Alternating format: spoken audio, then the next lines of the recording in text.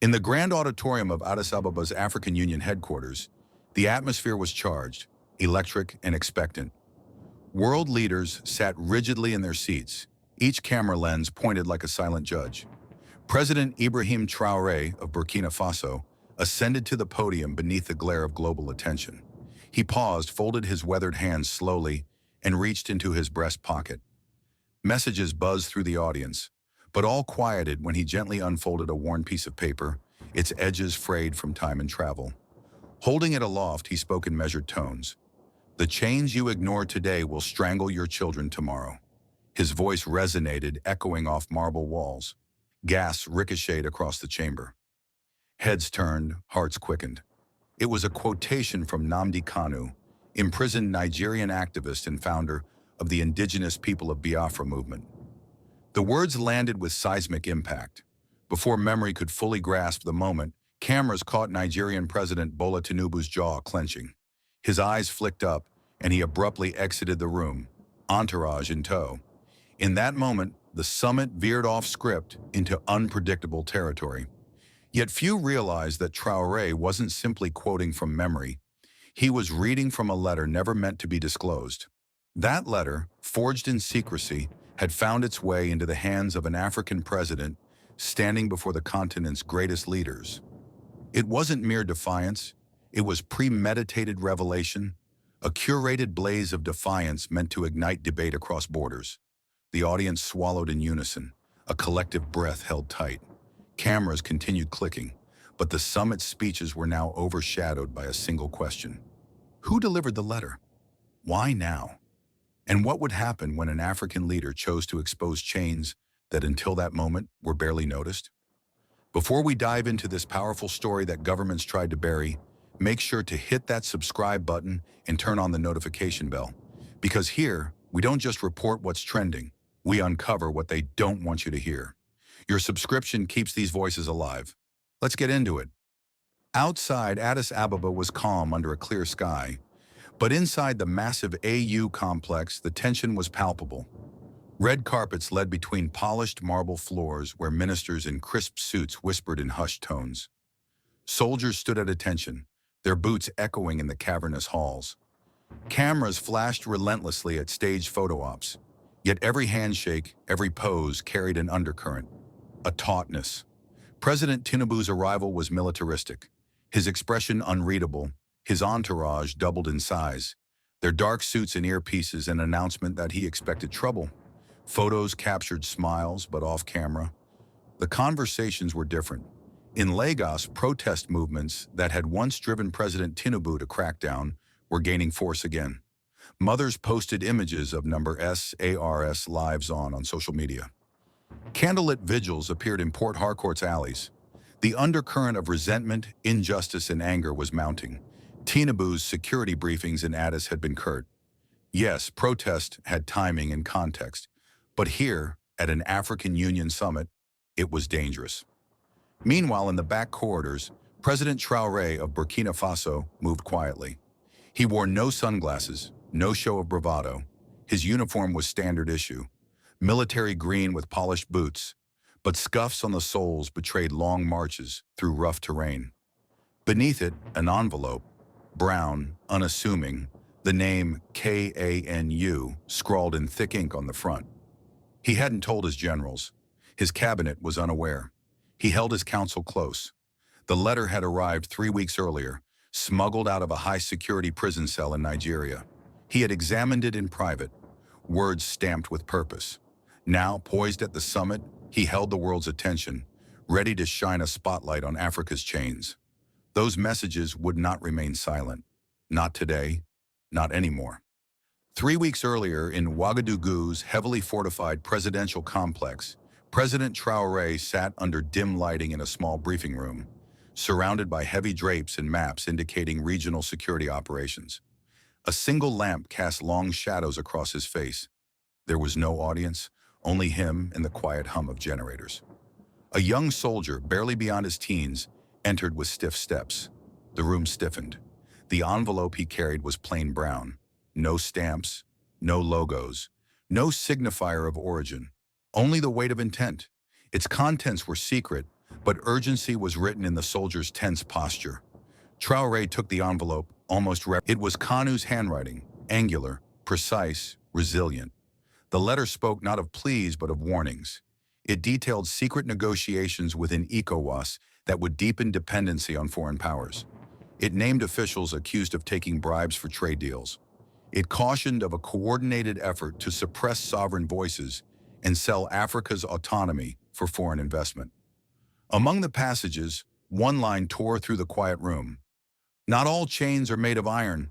Some come in envelopes marked aid. Traoré read it twice. A cigarette burned by his side. He folded the paper slowly, pausing over each crease. Then he tucked it into his jacket's interior pocket. He considered his generals, unaware. The public, uninformed. The time would come.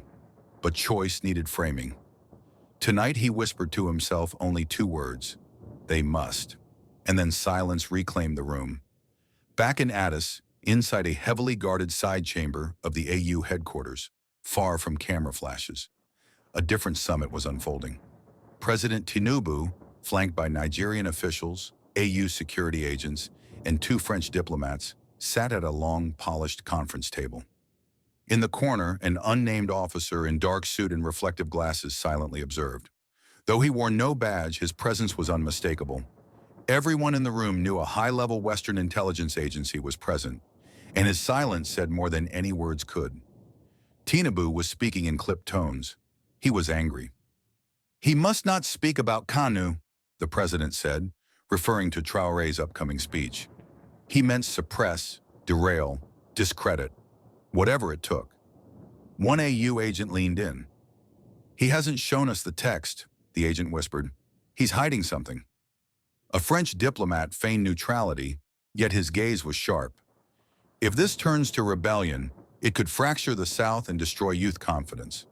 Nobody liked being told by Paris how to guide multilateral politics, but nobody argued either. Then the man in the corner finally spoke.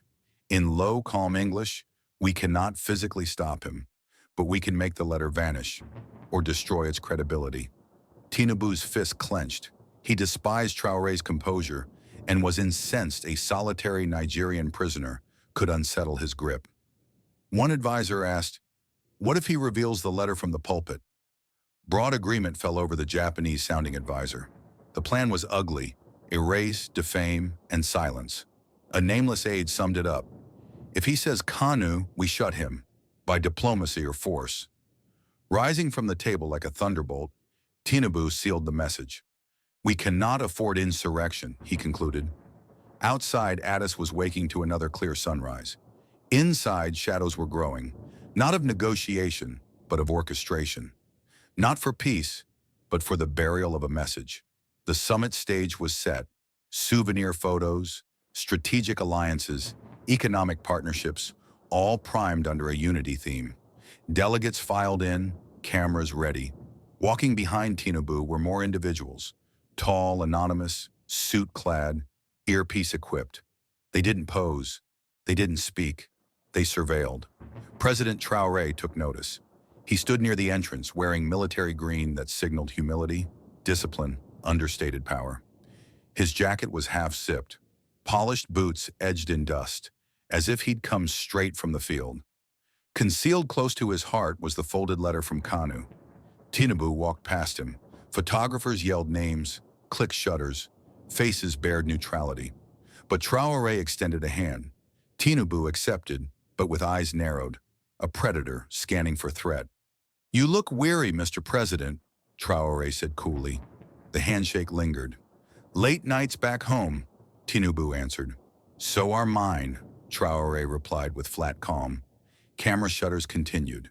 To the unaware, it was routine. But in that handshake lay quiet defiance. Traoré's uniform and dusty boots contrasted with Tinubu's spotless suit and earpiece-draped entourage. So did the silent tension, from unity to duel, from speech to warning. And then came the opening lines, a collective inhale as the room braced. The stage was set. Old alliances would quiver. Systems built on compliance were being questioned. Cameras rolled. Historians would later mark this moment not by speeches or resolutions, but by the space between two words, two men, two futures. As the official summit proceedings began, presidents and delegates listened to customary addresses, calls for tighter trade, shared infrastructure, counterterrorism. But there was an undercurrent unsettling the ritual. When it was Traoré's turn, he approached the podium, calm, confident, deliberate. Expecting abstract rhetoric, leaders leaned forward. He began with standard flourishes, youth programs, economic resilience, transnational cooperation. But then his tone shifted. His hand drifted to his chest, touched the hidden paper, and then emerged with it. The hall hushed.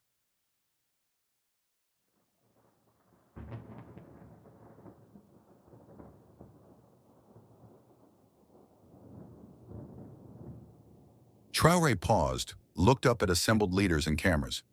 I was entrusted with a message from a man whose voice has been stolen, but not silenced. He unfolded the letter, reading the lines slowly. To speak is not rebellion. To remain silent in chains is. Gasping filled the room.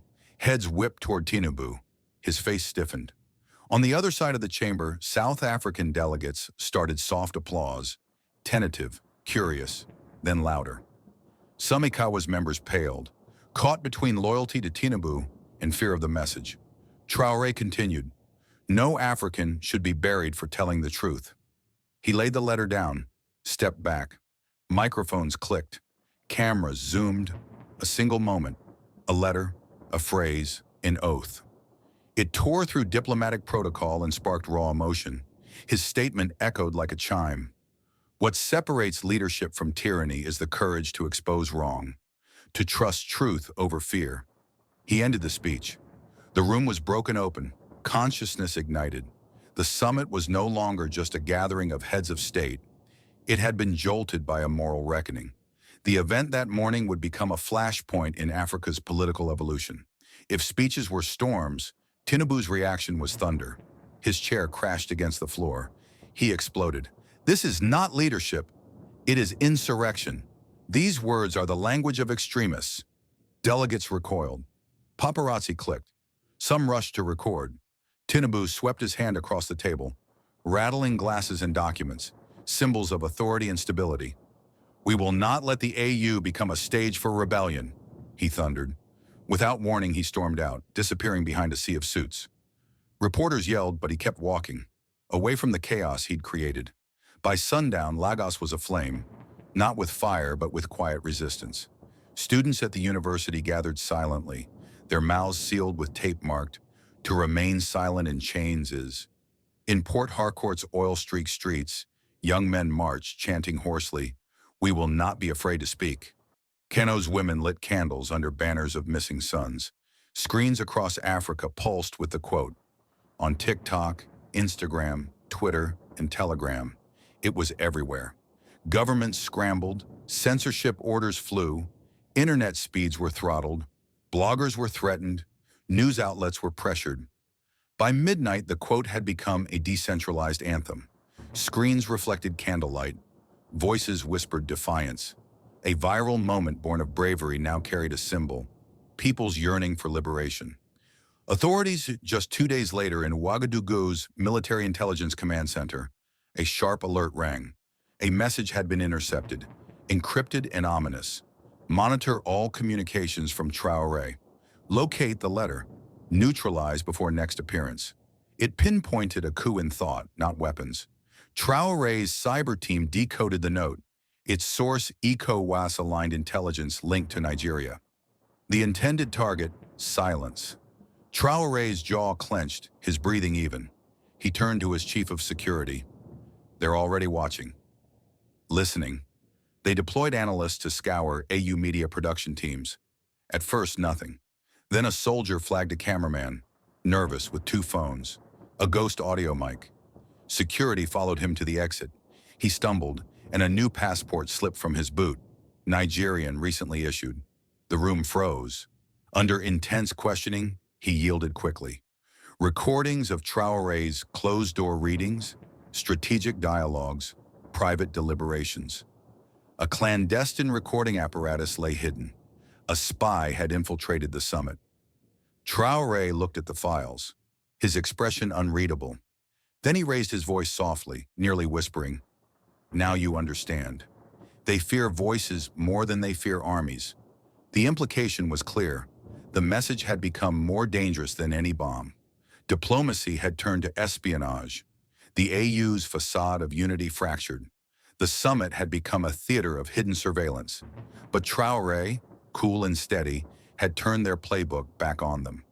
He reclaimed narrative control. Words once smuggled in could not be hidden now. He would hold his next appearance, but only after securing both the audience and his truth. Attempted suppression, but words once spoken do not return to silence. Later that day, behind locked doors and beyond press reach, a private meeting took place. This was the real summit, one of power and principle. Only African heads of state were present. Berlin, Paris, Washington, none allowed. Phones were confiscated. The room felt like a war room. Ghana's president rose. His voice was calm but firm. What Traoré delivered was courage and truth. We stand with him. A ripple of approval followed. Rwanda leaned forward.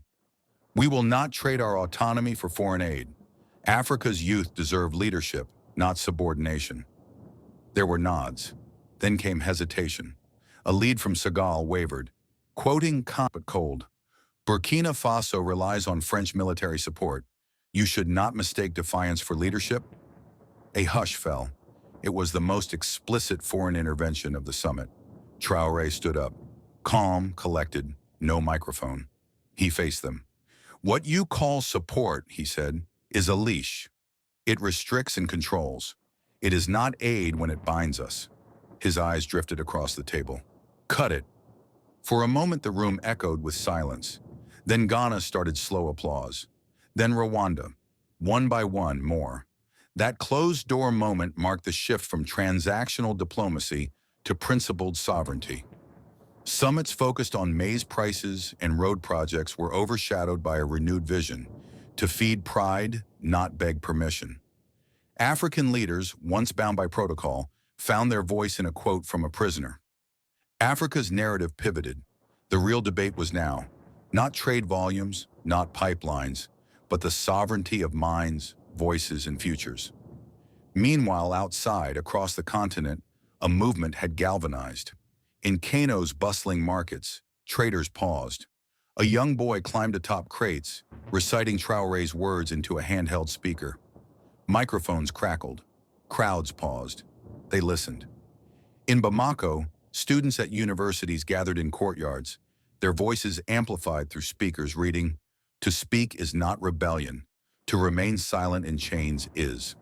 Murals appeared, murals immortalizing Nnamdi Kanu and Ibrahim Traoré side by side, across walls, banners, social media avatars. In South Sudan, candles were lit under evening stars at midnight vigils. In Ghana, artists carved activist slogans and freed them through public distribution, posters, paintings, even clothing. For weeks, the words echoed in churches, mosques, heard during sermons, whispered in classrooms, painted in alleyways. And in Abuja, Nigeria, authorities retaliated ruthlessly. State-run TV broadcast condemnations. Internet darkened. Bloggers disappeared. But netizens worked around throttles with VPNs and satellite links. Riot police were deployed at universities. Yet some stood still and listened. For the first time, they heard not a political script, but their own voices. On the final evening of the summit in Ouagadougou, President Traoré stepped onto a modest stage, thousands watching via phone streams across Africa. No special backdrop, just him and the letter. He held it up. "This is the full, unabridged message from Nnamdi Kanu," he announced. He read it line by line. The final sentence hit like a wave. "If I am silenced, let another voice rise." Then he looked straight into the camera and declared, "I am that voice." Screens across villages, cities, and townships flickered. People wept silently. People cheered defiantly. People sat stunned, realizing they finally had someone who spoke not for political gain, but for their truth. A continent had collectively exhaled. The message was unstoppable. Traoré's final words broke the quiet. "If this story moves you, share it, speak it, stand with those they would silence." The screen faded out and left millions with a single charge. Their voice mattered. more than any chains. If this story moved you, don't just scroll. Stand with the voices they tried to silence. Share this message, amplify the truth, and let the world know that silence is no longer an option. Hit the like button, subscribe for more untold stories from across Africa, and turn on the notification bell so you never miss a moment that matters. Drop a comment below. Tell us where you're watching from and what truth means to you. Your voice matters now more than ever. Now,